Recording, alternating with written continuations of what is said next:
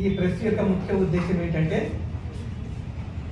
కొందరు ప్రెస్ పెట్టి అనేకమైన విషయాల్ని ముందర పెట్టారు.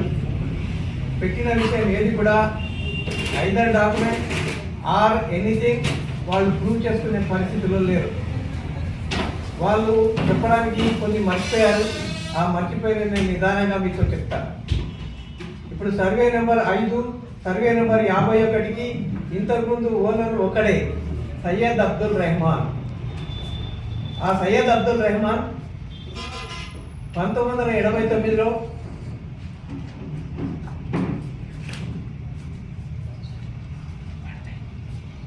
దివంగత చంద్రశేఖర్ మాజీ మంత్రి గారి భార్యకు 1 ఎకరా 37 గుంటలు అమ్మడం జరిగింది. అది డాక్యుమెంట్ నెంబర్ వచ్చేసి 42/1989, 42/1989, 3/1/1989లో ఆ డాక్యుమెంట్ ఎగ్జిక్యూట్ చేయడం జరిగింది. ఆమె సరోజిని గారు ఆ భూమిని ప్లాట్ చేశారు, లేఅవుట్ చేశారు. లేఅవుట్ చేసి చాలా మందికి అమ్మారు. అమ్మిన వాళ్ళలో ఎవరైతే ఉన్నారో 1996లో దాన్ని ఇంతకుముందు మాజీ చైర్మన్ ఎవరైతే విజయలక్ష్మి గారు ఉన్నారో వారి విజయలక్ష్మి గారి భర్త ఇంట్లో వెంకటయ్య గారి మర్దల్ పేరు మీద దాన్ని రిజిస్టర్ చేయడం జరిగింది, ధనలక్ష్మి పేరు మీద. ఎప్పుడు 1996లో రిజిస్టర్ చేసిన తర్వాత దాన్ని 2015లో కటకం వీరేందర్కు వాళ్ళ తమ్ముడికి ఇద్దరికి అమ్మడం జరిగింది, అన్నయ్యకి ఇద్దరికి అమ్మడం జరిగింది. అమ్మిన తర్వాత ఏదైతే పరిణామాలు ఉన్నాయో 1989 నుంచి 2015 వరకు కూడా వాళ్ళే కబ్జాలో ఉన్నారు. 2017 నుంచి వీరేందర్ కబ్జాలో ఉన్నారు. వీరేందర్ కబ్జాలో ఏదైతే ఉందో ఆ కబ్జాను కంటిన్యూ చేసుకోవడానికి ఎల్ఆర్ఎస్ స్కీమ్ వస్తే ఆ ఎల్ఆర్ఎస్ స్కీమ్లో కూడా కట్టడం జరిగింది. ఎల్ఆర్ఎస్ కానీ పర్మిషన్ కానీ ఏమన్నా ఉంటే అది టైటిల్ డాక్యుమెంట్స్ కాదు. కానీ దాన్ని చూపించి కొందరు ఏమంటున్నారు, దీనిలో టైటిల్కి ఏం సంబంధం లేదు.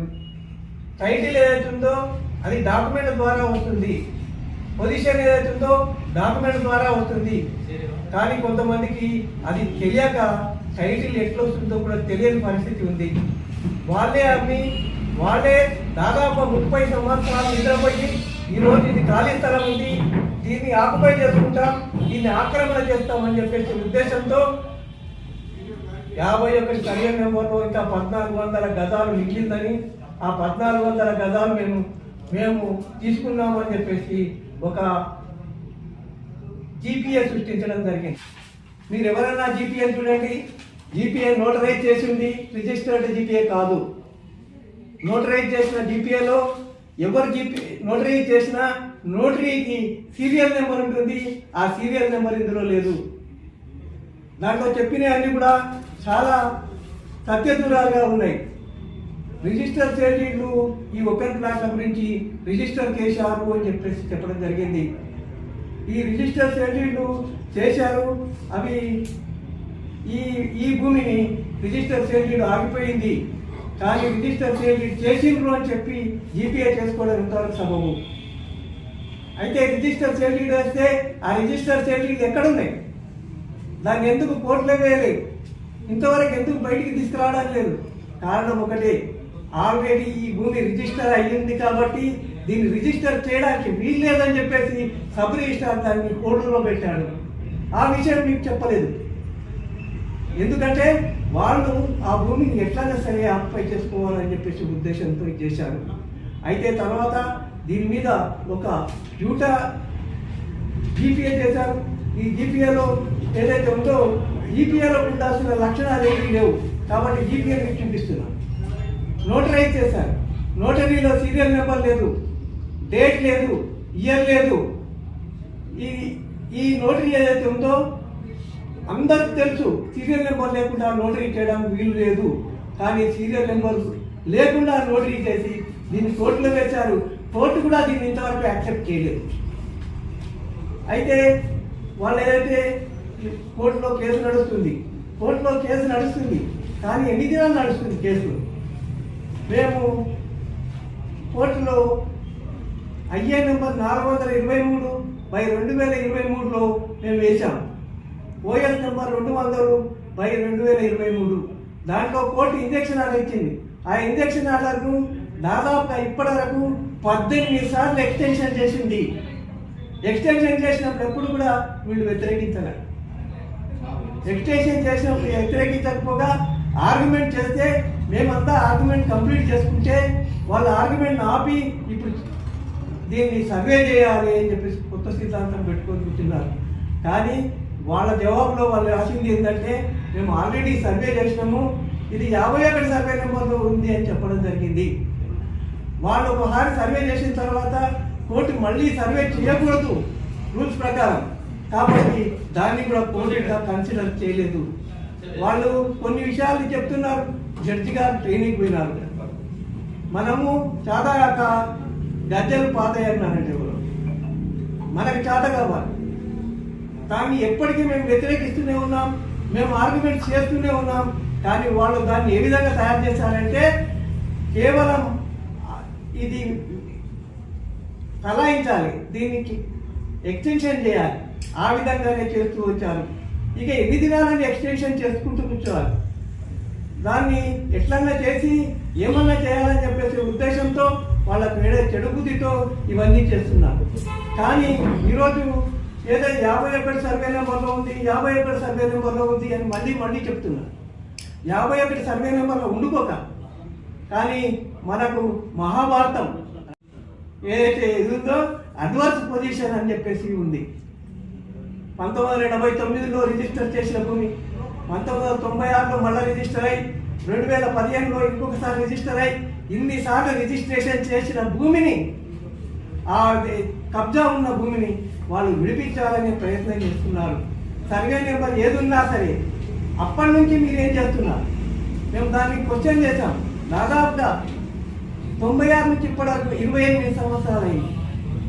దాన్ని ఇంతవరకు వెళ్ళడాన్నా సరే ఆ అబ్దుల్ రెహమాన్ గారిని వేరే వాళ్ళు చేశారా? అబ్దుల్ రెహమాన్ తెలుసు తానే అమ్మానని, కానీ అతన్ని అలా ఇలా చేసేసి అతనితో ఒకటి జీపీఏ తెచ్చుకొని జీపీఏతో నాటకం ఆడుతున్నారు. ఈ జీపీఏ చట్టరీత్యా చెల్లదు. ఎందుకంటే జీపీఏ రూల్స్ ప్రకారం జీపీఏ అయితే రిజిస్టర్ అయి ఉండాలి, లేకపోతే నోటరైజ్ అయి ఉండాలి, నోటరీ పర్ఫెక్ట్గా చేసి ఉండాలి, సంతకాన్ని అటెస్టేషన్ చేసి ఉండాలి. ఈ జీపీఏలో ఎక్కడన్నా సరే అతను అటెస్టెడ్ అని కొట్టిండా? లేదు, లాస్ట్ పేజీలో ఒక దగ్గర అటెస్టెడ్ అని కొట్టినాడు. ప్రతి పేజీకి కూడా ట్యాంపులు ఉండాలి, సీరియల్ నెంబర్ ఉండాలి. అవన్నీ ఏమీ లేవు. కాగా అదే జీపీఏలో సేల్ డీడ్ రాశారు, 2వ పేజీలో సేల్ డీడ్ రాశారు. రాశారు రాశారు the principal has executed registered sale deed on open plot number so and so bearing survey number 51,472 square yards equivalent to 394 square yards. అట్లా 3 ప్లాట్లు చేసినట్టుగా దీంట్లో చూపించడం జరిగింది. ఆ రిజిస్టర్ సేల్ డీడ్ ఎక్కడ పోయింది? ఎందుకోసం మీరు రిజిస్టర్ కాలేదు? రిజిస్టర్ కాకపోవడం అనేది హోల్డ్లో పెట్టడం వల్లనే అయింది. ఇంతకుముందు సేమ్ బౌండరీస్తో ఒక రిజిస్ట్రేషన్ అయినాక అదే బౌండరీస్తో వేరే రిజిస్ట్రేషన్ చేస్తే ఆబ్జెక్షన్ చేస్తే ఆగిపోయింది. అది ఆగిపోయి కూడా దాదాపు 2 సంవత్సరాలు అవుతుంది. ఇవన్నీ ఒక ఎత్తు. రెండోది కేవలం పర్మిషన్ల మీద చేస్తున్నారు. ఒక పద్ధతి ప్రకారం పర్మిషన్లు రిజెక్ట్ చేయించారు, ఒక పద్ధతి ప్రకారం చేయించారు. ఇప్పటికీ మా పర్మిషన్ అప్లికేషన్ మున్సిపాలిటీలో పెండింగ్లో ఉంది మున్సిపాలిటీలో. దాని తర్వాత ఈరోజు మేము ఈ కన్స్ట్రక్షన్ తీసుకున్నాము. కన్స్ట్రక్షన్ తీసుకున్న దీంట్లో మాకు పర్మిషన్ లేకుండా భూమి మాది, పొజిషన్ మాది, కాబట్టి మేము దీన్ని పూర్తి చేస్తున్నాం. అయితే ఇదేదో చేస్తున్నారని చెప్పేసి ఇంకోటి చేస్తున్నారని చెప్పేసి మా మీద అలిగేషన్స్ పెట్టడం జరిగింది. అలిగేషన్స్ అన్ని తప్పు. మేము ఎక్కడ కూడా ఎవరి భూమిని ఆక్యుపై చేసుకోలేదు, మీరే భూమిని ఆక్యుపై చేసుకోవాలని చెప్పేసి దొంగ డాక్యుమెంట్లు సృష్టించుకొని మా దగ్గరికి వచ్చారు. అది మేము ఖండిస్తున్నామని చెప్తున్నాం. కోర్టులో జరగాల్సిన విషయాన్ని బయట చెప్పడం అంత మంచిది కాదు. అందుకోసమే నేను కోర్టు వేసుకోకుండా వచ్చాను. ఈవెన్ అడ్వకేట్ అయినా కూడా కోర్టులో వేసుకోవాల్సిన కోర్టులోనే వేసుకోవాలి, బయట వేసుకోవడానికి వీలు లేదు. చట్టరీత్యా అడ్వకేట్స్ యాక్ట్ ప్రకారం ఎవ్వరు కూడా కోర్టును దుర్వినియోగం చేయకూడదు. అయితే ఏవేవో అలిగేషన్స్ అన్ని మా క్లయింట్ మీద పెట్టినప్పుడు దాన్ని మేము రిప్లై చేయాలని వచ్చాము. మా దగ్గర అన్ని 1989 నుంచి ఇప్పటి వరకు అన్ని సేల్ డీడ్లు ఉన్నాయి. వాళ్ళ దగ్గర ఒక్క సేల్ డీడ్ చూపించమని, ఒక్క ఈ జీపీఏ తప్పిస్తే వేరేది లేదు. పహనీలో భూమి ఉంది. పహనీలో భూమి ఉంటే 12 ఎకరాల భూమిలో దాదాపుగా 400 సేల్ డీడ్లు అబ్దుల్ రెహమాన్ చేశాడు. అది ఎక్కడెక్కడ చేసినాడు, ఏమేమి ఉన్నాయి, ఈ భూమి ఇక్కడే ఉందని చెప్పేసి ఎవరు చెప్పారు? ఎందుకోసం మీరు ఇంతదాకా ఆబ్జెక్షన్ చేయలేదు? 1989లో అమ్మిన భూమిని ఇప్పుడు చేయాలనుకుంటే అది సమయానుకూలం కాదు. కేవలం ఇది భయపెట్టే చర్య. వీరేందరూ భయపెట్టాలి, మిగతా వాళ్ళను భయపెట్టాలని చెప్పేసి చేసిన చర్యను మేము పూర్తిగా ఖండిస్తున్నాం. ఇది కోర్టులో తేలాల్సిన విషయం, కోర్టులో తేలుతుంది. కోర్టులో నిజంగా ధర్మమే గెలుస్తుంది. దానికోసం మేము ఏం చేయాలంటే దాన్ని పూర్తి చేస్తాం. కాబట్టి ఈ విషయమై కొన్ని క్లారిఫికేషన్స్ ఇవ్వడానికి మీ దగ్గరకు వచ్చాను. ఈ క్లారిఫికేషన్స్ అన్నీ కూడా మీకు ఇక్కడ చూపించింది. ఇవన్నీ సెల్ డీడ్లు 15లో చేసిన సెల్ డీడ్ ఉంది ఇందులో, 96లో చేసిన సెల్ డీడ్ ఉంది ఇందులో, 89 చేసిన సెల్ డీడ్లు ఉన్నాయి ఇందులో, రెగ్యులరైజేషన్ స్కీమ్ కింద రెగ్యులరైజ్ చేసిన ప్రొసీడింగ్ కూడా ఉంది ఇందులో. ఆ తర్వాత పహానీలో చంద్రశేఖర్ భార్య అయిన సరోజిని పేరు కూడా ఉంది. ఆమె ప్లాట్లు చేసి అమ్మింది. 96లో అమ్మిన ప్లాట్కు ఇప్పుడు 2015లో వీళ్ళు తీసుకుంటే వీళ్ళు ఏదో కొత్త డాక్యుమెంట్ సృష్టించిండ్రు. ఇక్కడ 5 వీళ్ళది, 51 మరి. ఏదంటే ఇది నువ్వు 5 అయితే నువ్వు ఎందుకు అడగాలి? తినాలి ఎందుకు? సేల్ డీడ్ ఆబ్జెక్షన్ చేయలే? ఎందుకు రెగ్యులేషన్ ఆపోజిట్ చేయలే? ఎందుకు మున్సిపాలిటీలో అప్లికేషన్ పెట్టలే? ఈ సయ్యద్ అబ్దుల్ రెహమాన్ మామూలుగా ఇక్కడ జాగీర్దార్. ఈ జాగీర్దార్ ఉండే భూములు ఏవైతే ఉన్నాయో చాలా ఉన్నాయి. దాంట్లో 5, 51 కూడా ఒక భాగం. అయితే ఆయన వీళ్ళకి ఇచ్చింది లేదు, చేసింది లేదు. కేవలం ఒక జనరల్ పవర్ పటాన్ని తీసుకొని ఈరోజు ఈ విధంగా హంగామా చేయడం అనేది బాగలేదని చెప్తూ కోర్టులో దీన్ని తేల్చుకుందామని చెప్తూ ఆ విధంగానే అందరం కూడా చేసుకొని మీకేమైనా డౌట్స్ ఉంటే దీంట్లో నన్ను అడిగితే నేను క్లియర్ చేస్తాను. లింక్ డాక్యుమెంట్ లేదు అంటుంది సార్. లింక్ డాక్యుమెంట్ ఏమన్నా 1989లో అమ్మిన లింక్ డాక్యుమెంట్ ఉంది. ఎవరు అమ్మాడు? అది సయ్యద్ అబ్దుల్ రెహమానే అమ్మాడు. లేదా లింక్ డాక్యుమెంట్ లేదు అని వాళ్ళు ఆరోపిస్తున్నారు. లింక్ డాక్యుమెంట్ లేకపోవడం అనేది కాదు. 89లో డాక్యుమెంట్ సయ్యద్ అబ్దుల్ రెహమానే సరోజిని దేవికి అమ్మారు, చంద్రశేఖర్ భార్య. అయితే మున్సిపల్ పర్మిషన్ కోసం పెట్టింది కదా, తిరస్కరించిందా? పెండింగ్ లో ఉంది. 2 సార్లు వీళ్ళు దాన్ని ఇన్ఫ్లుయెన్స్ చేసి తిరస్కరించేశారు. ఇప్పుడు 3వ అప్లికేషన్ పెండింగ్ లో ఉంది. పెండింగ్ లో అంటే వాళ్ళు లింక్ డాక్యుమెంట్ లేదు అని చెప్పేసి తిరస్కరించారు. అట్లా కాదు. ఇది 5లో ఉందా, 51లో ఉందా తేలమని చెప్పి అంటున్నారు. ఇప్పుడు ఇది 5లో ఉందా, 51లో ఉందా? 5లో ఉంది. అవును. ఇప్పుడు సర్వే చేస్తే 51 ఉందని చెప్పేసి వాళ్ళు సర్వే చేస్తే 51లో ఉందని వాళ్ళు కలర్ అంటున్నారు. ఒకటి. రెండోది, మేము శాటిలైట్ సర్వే చేయించినాం. అంతకంటే ముందు మీకు ఇంకొక విషయం చెప్తాను. మేము ఎంఆర్ఓ గారి, సబ్ రిజిస్టర్ గారు ఎంఆర్ఓ గారికి లెటర్ రాశాం. ఎంఆర్ఓ గారికి లెటర్ రాసి ఇది 5లో ఉందా, 51 ఉందో చెప్పమంటే ఎంఆర్ఓ గారు ఏం చెప్పారు? ఇవన్నీ ఇండ్లు ఉన్నాయి, దాని లేఅవుట్స్ ఎక్కువ మా దగ్గర లేవు. లేఅవుట్స్ ఉంటే నేను సర్వే పాసిబుల్ అవుతుందని కూడా ఎంఆర్ఓ గారు రాసిన లెటర్ ఉంది. ఇలాంటి వస్తుంది. ఇండ్ల భూమిని మాకు సర్వే చేయడానికి రాదు, శాటిలైట్ సర్వే అయితేనే అవుతుంది. శాటిలైట్ సర్వే దగ్గర మా దగ్గర ఉంది రిపోర్ట్. శాటిలైట్ సర్వేలో 5 నెంబర్ అది ఉంది.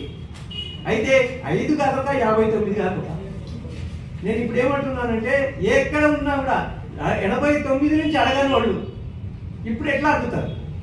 అడ్వర్స్ పొజిషన్ రాదా? ఎవరైనా ఏదైనా ప్రాపర్టీని 12 ఏళ్ళు తెలిసి విడిచిపెడితే ఆ ప్రాపర్టీ తనది కాదనే విషయం మనకు తెలుసు కదా.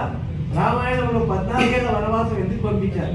మహాభారతంలో ఇప్పుడు కోర్టు పరిధిలో ఉందంటారు కదా, మరి ఇంత ఆగమేగా ఇప్పుడు ఇది చేసుకోవడం. కోర్టులో మాకు ఇంజక్షన్ ఆర్డర్ ఇచ్చిండ్రు. జూలై 23లో ఇచ్చారు. ఓకే. అది 1 ఇయర్ అయింది. మళ్ళీ ఇంతవరకు పెండింగ్ పెట్టి పెండింగ్ డైరెక్ట్ పెట్టి కాదు, వాళ్ళ నుంచి పెండింగ్ పెట్టింది. ఓకే. మేము ఎక్స్టెన్షన్ తీసుకుంటూ పోయినాం, మాకు దాన్ని వాళ్ళు వ్యతిరేకించారు. మాకు ఎక్స్టెన్షన్ వస్తూనే ఉంది, ఇప్పటికి కూడా ఎక్స్టెన్షన్ ఉంది. 4th అక్టోబర్ దాకా మాకు ఉంది. ఇంజక్షన్ కోర్టు పరిధిలో ఉందా? కోర్టు పరిధిలో ఉన్నది. తీర్పు వెలువడ్డదా దీనికి? తీర్పు వెలువడ్డదా? తీర్పు వెలువడలేదు. లేదా కోర్టు పరిధిలో ఉందా? కోర్టు పరిధిలో ఉంది, కానీ మాకు టైటిల్ ఉంది, మాకు ఇంజక్షన్ ఆర్డర్ ఉంది. ఇంకెన్ని దినాలు ఆగాలి చెప్పండి? అంటే ఇలాగే ఇప్పుడు వాళ్ళు ఏంటంటే దౌర్జన్యము, ఇప్పుడు కోర్టు పరిధిలో ఉన్నాగా మీరు డైరెక్ట్ చేయడం దౌర్జన్యమే అంటున్నారు. పబ్లిక్ ఒక మాట, ఇంజక్షన్ ఆర్డర్ ఉండగా ఒక ప్రాపర్టీ ఉంటుంది, ఇంజక్షన్ ఆర్డర్ ఉంటే నువ్వు దున్నుకుంటావా దున్నుకోవాలి? ప్రతి దానికి మనకి ఏది ఉందో దానికి మన పొజిషన్లోకి వెళ్ళాలని చూసుకుంటాం. కాకపోతే ఈ పొజిషన్ తో పాటు మన మున్సిపల్ అనుమతులు లేకుండానే కన్స్ట్రక్షన్ చేస్తున్నాం. మా కన్స్ట్రక్షన్ పిటిషన్ పెండింగ్ లో ఉంది.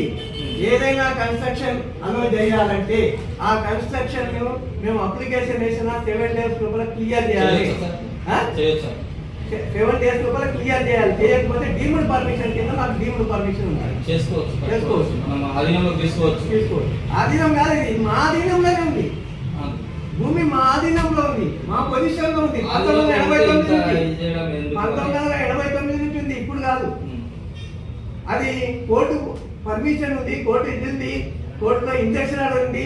మేము పర్మిషన్ అప్లై చేసినాం, పెండింగ్ కట్టడానికి పర్మిషన్ పెండింగ్ లో ఉంది. 7 days అయిపోయిన తర్వాత డీమ్డ్ పర్మిషన్ మాకు ఉంది, మేము కట్టినాం. దాంట్లో ఏ విధమైన చట్ట వ్యతిరేకత లేదు, డీమ్డ్ పర్మిషన్ కింద చేసినాం. ఇప్పుడు రెగ్యులర్ వేసాను అంటే అర్థమైంది బాబు. ఎల్ఆర్ఎస్ తీయక వాళ్ళు చూపిస్తున్నారు సార్. ఎల్ఆర్ఎస్ అంటే అప్లై చేసుకోవచ్చు. అదే నీకు పర్మిషన్ ఉంటుంది, ఇది టైటిల్ ప్రూవ్ చేయడానికి డాక్యుమెంట్ కాదండి. అది పట్టుకొని టైటిల్ ప్రూవ్ చేయడానికి వీలు లేదు. ఇట్లా టైటిల్ మేము అడగలేము, మా టైటిల్ డీడ్స్ ఉన్నాయి. నీకు టైటిల్ డీడ్ అడిగితే చూపి, ఒక్క టైటిల్ డీడ్ చూపి. నువ్వు ఏది టైటిల్ డీడ్స్ లేవు. కాబట్టి ఇవన్నీ జరుగుతున్నాయి. ఇవన్నీ కూడా మీకు ముందు క్లారిఫై చేయడానికి నేను వచ్చాను. ఇంకా మీకు ఏమైనా అబ్జెక్షన్స్, మీకు ఏమైనా డౌట్స్ ఉంటే క్లియర్ చేస్తాను.